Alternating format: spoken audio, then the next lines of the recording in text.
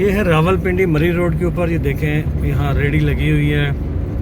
ये रेडियों के ऊपर सामान बेचा जा रहा है। आप आगे चलें, ये देखें नवाज शरीफ पार्क, और ये सामने ये करतीना बना है रावलपिंडी का, जो इंस्टीट्यूट ऑफ यूरोलॉजी रावलपिंडी है, ये उसके बिल्कुल सामने।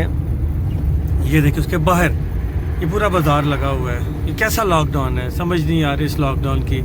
ये डबल सवारी पे लोग जा रहे हैं, डबल सवारी पे पाबंदी है, क्यों नहीं कोई रोकने वाला। ये देखिए ये गन्ने का रस बेच रहा है, ये रेडी लगा के ये खाना बेच रहा है जी। टेस्टी कॉर्नर फूड बनाया हुआ है इसने। ये लोग इससे जूस पी रहे हैं गन्ने वाले, क्या पता है इसके ये अपने खुद अफेक्टेड हो और वो खुद हज़ारों लोगों को आगे अफेक्ट कर रहा हो, उनको ख़राब कर रहा हो।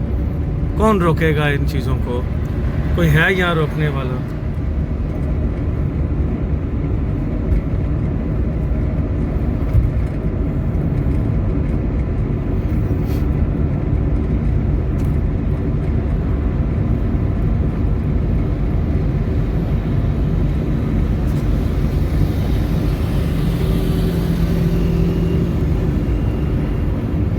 ये देखें ये गन्ने की रेडी लगा के बैठा हुआ है।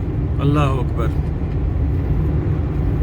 ये देखें जी खजूरें बिक रही हैं, सारा सामान खुलेआम बिक रहा है खाने पीने वाला, जो ढांप के भी नहीं रखा हुआ। और जबकि तहकीक कहती है कि ये वायरस अगर किसी मुतासरा शख्स को छींकता है, खांसता है, तो ये फ़िज़ा में 24 से 27 फुट तक बुलंद या दूर फासले तक जा सकता है, और ये 12 घंटे तक फ़िज़ा में रहता है। तो जब खुलेआम चीज़ें रख के खाने वाली बेची जा रही हैं तो क्या वो अफेक्ट नहीं हो रही होंगी? कोई है पूछने वाला, रोकने टोकने वाला? मेरा ख्याल है कोई भी नहीं है।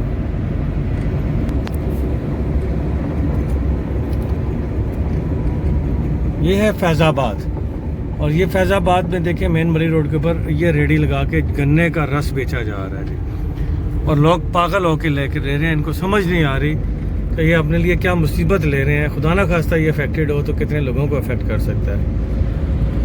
लेकिन पता नहीं आवाम को क्यों नहीं समझ आ रही। दुनिया में है हज़ारों लोग मर चुके हैं, लाखों लोग इस कोरोना की वजह से अफेक्टेड हैं, लेकिन लोग फिर भी नहीं समझ रहे।